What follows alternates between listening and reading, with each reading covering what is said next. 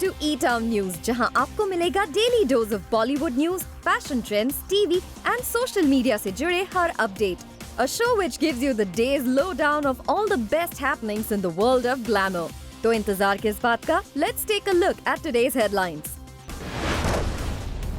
किस बात पर प्रेग्नेंट अनुष्का शर्मा की दिल की धड़कन बढ़ गई? सुशांत सिंह राजपूत केस में एम्स टीम ने फॉरेंसिक रिपोर्ट सीबीआई को फाइनली सौंप दी है. क्यों मनजिंदर सिंह सिरसा को मिल रही है धमकी? दीपिका पादुकोण की कौन सी वीडियो हो रही है वायरल? एनसीबी का कौन सा गूफ अप सामने आया?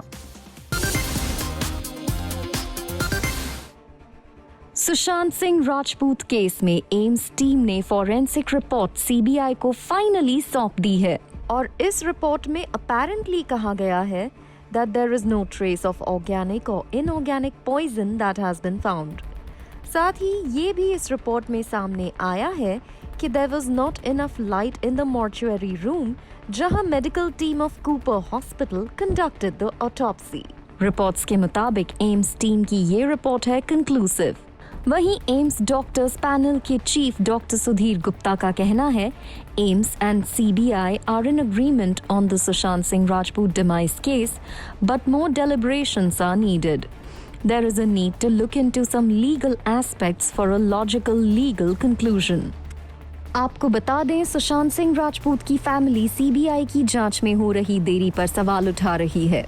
स्पेशली एम्स के फॉरेंसिक रिपोर्ट में हो रही देरी पर रिपोर्टेडली सुशांत सिंह राजपूत की फैमिली का कहना था क्या जानबूझकर रिपोर्ट सौंपने में देरी की जा रही है? क्या रिपोर्ट्स में इतना ज्यादा टाइम लिया जा रहा है? यहाँ तक कि सुशांत सिंह राजपूत की सिस्टर श्वेता सिंह कीर्ति ने सोशल मीडिया के एक ट्रेंड की पिक्चर को शेयर करते हुए कैप्शन लिखा था trending #AIIMS be fair with Sushant Singh Rajput report. आपको बता दें कि रिपोर्ट्स के मुताबिक एम्स के डॉक्टर्स के पैनल की ये रिपोर्ट पहले 22 सितंबर को ही आने वाली थी, लेकिन अब जाकर एम्स की टीम ने अपनी फाइनल कंक्लूसिव रिपोर्ट को सीबीआई को सौंप दिया है. इस रिपोर्ट पर सुशांत सिंह राजपूत के फैंस और फैमिली की काफी उम्मीदें टिकी हुई हैं, क्योंकि इसी रिपोर्ट के आधार पर सीबीआई अपनी जांच को आगे बढ़ाने वाली है. वहीं सोशल मीडिया पर चल रहे ट्रेंड्स और पब्लिक प्रेशर के बाद सीबीआई ने एक ऑफिशियल स्टेटमेंट जारी करते हुए कहा है कि वो इस केस को प्रोफेशनली हैंडल कर रहे हैं. The Central Bureau of Investigation (CBI) is conducting a professional investigation related to the death of Sushant Singh Rajput, in which all aspects are being looked at and no aspect has been ruled out as of date. Investigation is continuing. वहीं सुशांत सिंह राजपूत के family lawyer recently claimed that the late actor's family feels that the probe is being taken into a different direction. He also added that the Narcotics Control Bureau (NCB) was diverting the attention from the real case towards the banned substance case. परिवार को कुछ दिनों से एक ये एहसास जैसा हो रहा है कि कहीं ना कहीं इस इन्वेस्टिगेशन को एक ऐसी दिशा में ले जाया जा रहा है जहां पर कि शायद सारी बातें ना आ पाए. जो भी ये इनका जो नारकोटिक्स का एंगल है, नारकोटिक्स के एंगल में जिस तरह से मुंबई पुलिस एक फैशन परेड करा रही थी, उसी तरह से लग रहा है जैसे कि अब बड़े बड़े स्टार को बुला करके सारा मीडिया अटेंशन उधर ले जाया जा रहा है. आज के दिन में ये समझ में नहीं आ रहा कि सीबीआई को इस मामले को अबेटमेंट टू सुइसाइड से मर्डर में कन्वर्ट करने में क्या प्रॉब्लम आ रही है, क्यों इसमें विलम्ब हो रहा है. आज एम्स की टीम बैठी हुई थी और 5 दिन से सीबीआई भी 6 दिन से आई हुई है, लेकिन उन दोनों की मीटिंग भी नहीं हुई, मीटिंग भी नहीं बुलाई गई. तो कहीं ना कहीं इस मामले को एक डिले करके, और ये लग रहा है जैसे कि जो सही मामला है उसमें परिवार को फीलिंग हो रही है कि सही मामले तक जाने की जो है प्रयास, उसमें कहीं ना कहीं एक कमी आ रही है. सीबीआई के पास अब एम्स के डॉक्टर्स की रिपोर्ट्स आ चुकी हैं.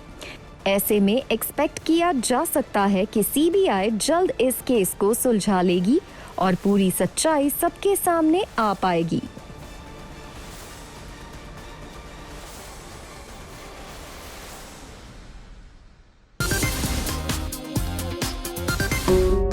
दीपिका पादुकोण, सारा अली खान या फिर श्रद्धा कपूर, किसी भी एक्ट्रेस को एनसीबी से नहीं मिला है क्लीन चिट। एनसीबी इन एक्ट्रेसेस के बयान के बाद अपनी जांच आगे बढ़ा रही है और narcotics control bureau chief Rakesh Asthana ने अपनी टीम से कहा है कि 6 महीने के अंदर इस मामले में वो करेंगे चार्जशीट फाइल। यही नहीं, रिपोर्टेडली एनसीबी चीफ ने अपनी टीम से कहा है to go hard on the banned substance nexus. आपको बता दें, एनसीबी ने मुंबई में कई बैंड सब्सटेंस पेडलर्स को भी अरेस्ट किया है and based on their information NCB की जांच आगे बढ़ रही है। वैसे एनसीबी टीम की एक बड़ी गुफा भी सामने आई है।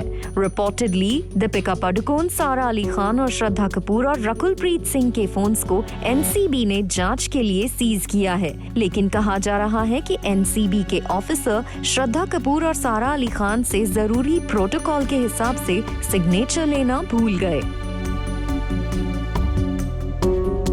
जिसके बाद मंडे को एनसीबी की टीम पहुंची इन दोनों एक्ट्रेसेस के घर to take their signatures. In fact Sara Ali Khan अपने घर पर सिग्नेचर के लिए मौजूद नहीं थी, जिसके बाद एनसीबी ऑफिशियल्स ने रिपोर्टेडली उनके स्टाफ का साइन मेमो पर लिया है।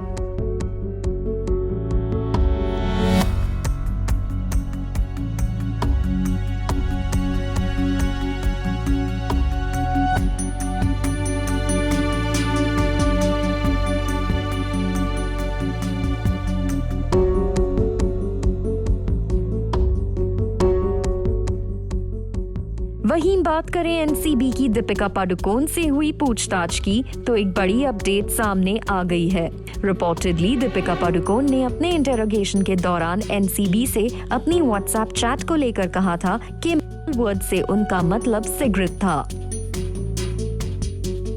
आपको बता दें कि 2017 में हुई पार्टी के दौरान दीपिका पादुकोण ने अपनी मैनेजर करिश्मा प्रकाश से कोको रेस्टोरेंट में हुई पार्टी में लाने के लिए कहा था और रिपोर्ट्स के मुताबिक वर्ड का इस्तेमाल बैन सब्सटेंस के लिए किया जाता है।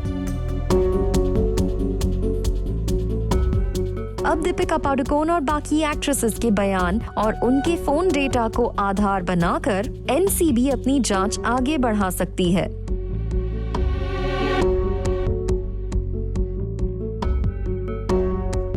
वहीं रिपोर्टेडली एनसीबी चीफ ने अपनी टीम के साथ मीटिंग करके इस पूरे मामले की जानकारी ली है और साथ ही फ्यूचर कोर्स ऑफ एक्शन पर भी फैसला लिया है।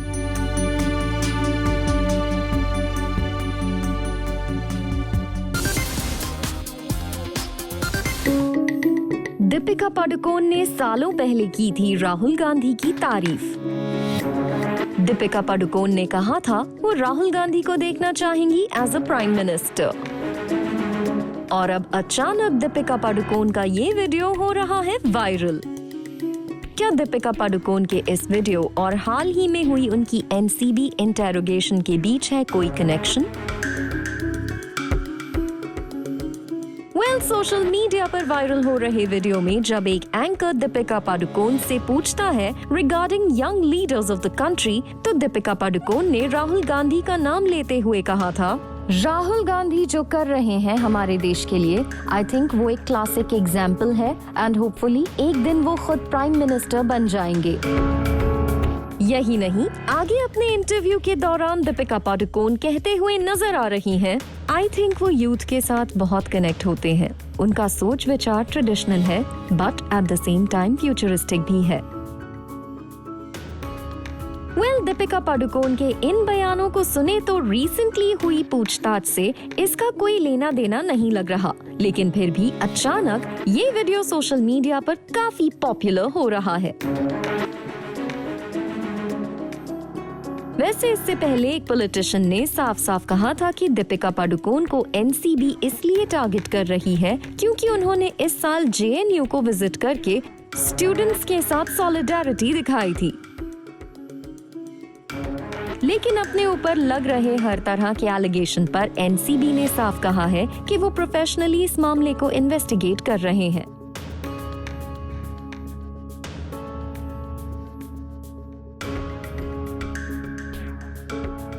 वैसे बात करें दीपिका पादुकोण की हुई हाल ही में पूछताछ की, तो reportedly Deepika Padukone is quite shaken up after the interrogation. Reports के मुताबिक एनसीबी इंटेरोगेशन के दौरान दीपिका पादुकोण 3 बार रो पड़ी।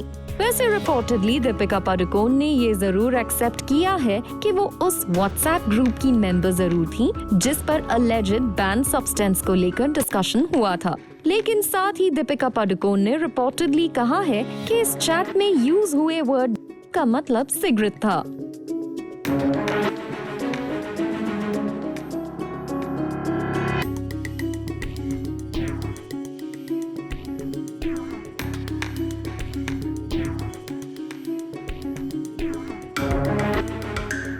इस मामले में एनसीबी ने फिलहाल किसी को भी क्लीन चिट नहीं दी है और फिलहाल दीपिका पादुकोण, सारा अली खान, श्रद्धा कपूर और रकुल प्रीत सिंह के फोन्स की जांच एनसीबी कर रही है।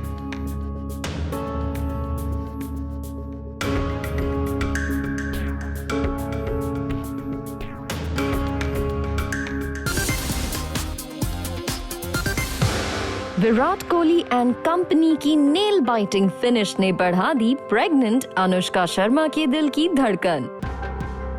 विराट कोहली की टीम ने किया जबरदस्त परफॉर्म, लेकिन रोहित शर्मा की मुंबई टीम ने की जबरदस्त वापसी और ये मैच पहुंच गया सुपर ओवर के लिए।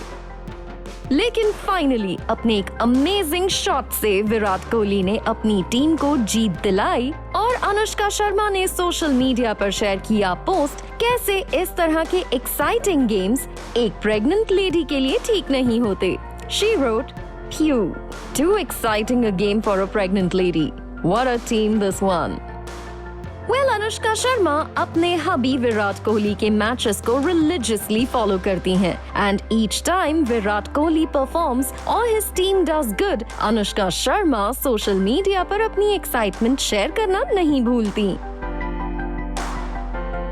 अनुष्का शर्मा इस वक्त विराट कोहली के साथ यूएई में है, जहां इस साल 2020 क्रिकेट लीग खेला जा रहा है। वैसे अनुष्का शर्मा विराट कोहली के मैचेस में कितनी ज्यादा इन्वॉल्व्ड हैं, इसका पता तभी भी चला जब एक्स क्रिकेटर सुनील गावस्कर की on air commentary Anushka Sharma को बिल्कुल पसंद नहीं आई and she slammed Sunil Gavaskar for his remark.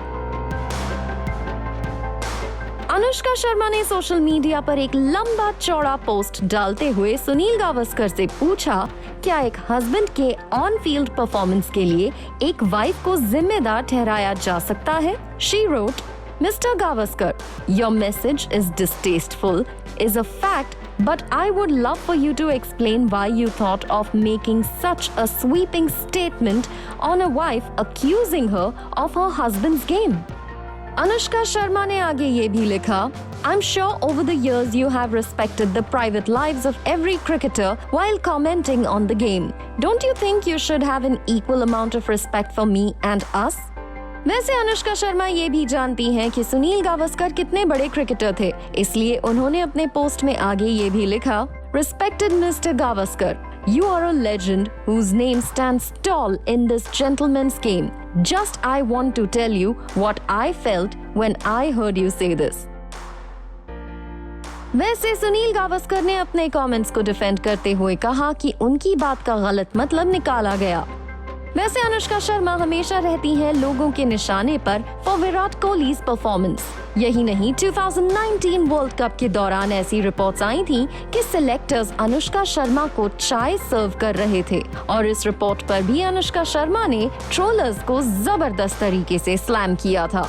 India में क्रिकेट ने जितनी शोहरत दिलाई है, उससे ज्यादा बुरे वक्त में क्रिटिसिज्म भी लेकर आया है और शायद यही वजह है कि क्रिकेटर्स से जुड़े लोगों को भी फैंस के बैकलैश को झेलना पड़ता है। वैसे फिलहाल अनुष्का शर्मा अपने हैप्पी प्रेगनेंसी फेज को एंजॉय कर रही हैं विद हस्बैंड विराट कोहली।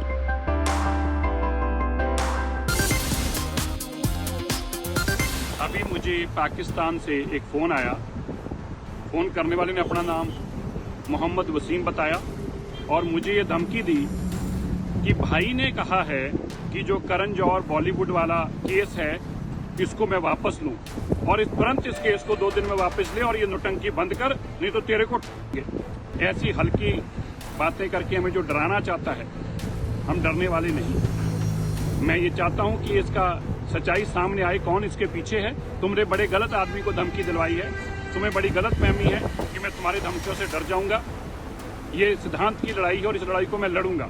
और वो भाई को मैं कहना चाहता हूँ, तेरे जैसे भाई दरवाजों के बाहर खड़े हैं, तेरे जैसे भाई गलियों के बाहर भीख मांगते हैं, तेरे जैसे भाई से हम डरते नहीं। जो भी तू भाई है अपने घर भाई होगा, तू हमें डरा और धमका नहीं सकता। मनजिंदर सिंह सिरसा ने लगाए ये सेंसेशनल एलिगेशन। मनजिंदर सिंह सिरसा का साफ कहना है कि करण जौहर के खिलाफ की गई उनकी कंप्लेंट की वजह से मिल रही है उन्हें धमकी। आपको बता दें, मनजिंदर सिंह सिरसा वही हैं जिन्होंने करण जौहर के घर हुई alleged बैन सब्सटेंस की पार्टी की बात सबके सामने लाई थी और इस मामले में एक कंप्लेंट भी दर्ज करवाई है।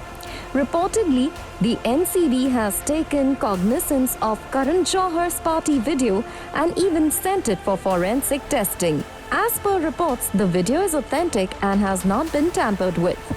वैसे मनजिंदर सिंह सिरसा का ये एलिगेशन लास्ट ईयर ही सामने आया था, लेकिन अब जबकि सुशांत सिंह राजपूत की सैड डिमाइस के बाद से एनसीबी ने इस केस में alleged बैन सब्सटेंस के एंगल को सामने लाया है, मनजिंदर सिंह सिरसा ने इस मामले को फिर से उठाया है और अब उनका ये कहना है कि उन्हें पाकिस्तान से धमकी मिल रही है। ये काफी सीरियस है। अभी मुझे पाकिस्तान से एक फ़ोन आया। फ़ोन करने वाले ने अपना नाम मोहम्मद वसीम बताया और मुझे ये धमकी दी कि भाई ने कहा है कि जो करण जौहर बॉलीवुड वाला केस है इसको मैं वापस लूं और इस तुरंत इस केस को 2 दिन में वापस ले और ये नौटंकी बंद कर, नहीं तो तेरे को अपने इस 2 मिनट के वीडियो को रिलीज करते हुए मनजिंदर सिंह सिरसा ने लिखा है, I got a call from Pakistan in which the caller threatened me to withdraw the complaint against Bollywood or I might have to face serious consequences if I don't do as they desire. यही नहीं, खुद को मिली धमकी को लेकर मनजिंदर सिंह सिरसा ने Delhi police को tag करते हुए एक और पोस्ट डालते हुए लिखा है, Kind attention at Delhi police at DCP West Delhi. Got a call from +9230 in which caller said, भाई ने बोला है बॉलीवुड वाला मसला बंद करो। When I asked who भाई, he said, तुम भाई को नहीं जानते, भाई को पूरा देश जानता है, ये पंगे लेना बंद करो वरना सबको निपटा देंगे। भले ही मनजिंदर सिंह सिरसा ने साफ कहा है कि करण जौहर के खिलाफ की गई कंप्लेंट की वजह से उन्हें धमकी मिली है, लेकिन करण जौहर पहले ही साफ कर चुके हैं कि उनकी पार्टी में किसी भी तरह के बैन सब्सटेंस का इस्तेमाल नहीं हुआ था और हाल फिलहाल एनसीबी के जांच में सामने आए उनके एम्प्लॉय से उनका कोई निजी संबंध नहीं है। मनजिंदर सिंह सिरसा को जान से मारने की मिली धमकी काफी सीरियस है। अब देखना होगा किस तरह पुलिस इस पूरे मामले को इन्वेस्टिगेट करती है। Coming up on the show, Arbaaz Khan ने क्यों फाइल किया डेफेमेशन सूट?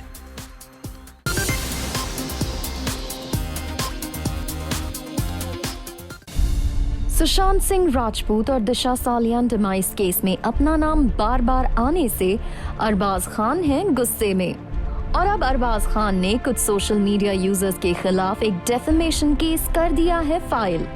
अरबाज खान इस बात से अपसेट हैं कि कुछ सोशल मीडिया यूजर्स उनका और उनकी फैमिली का नाम बिना वजह इस मामले में घसीट रहे हैं and to save his reputation Arbaaz Khan ने अब कोर्ट का रुख कर लिया है।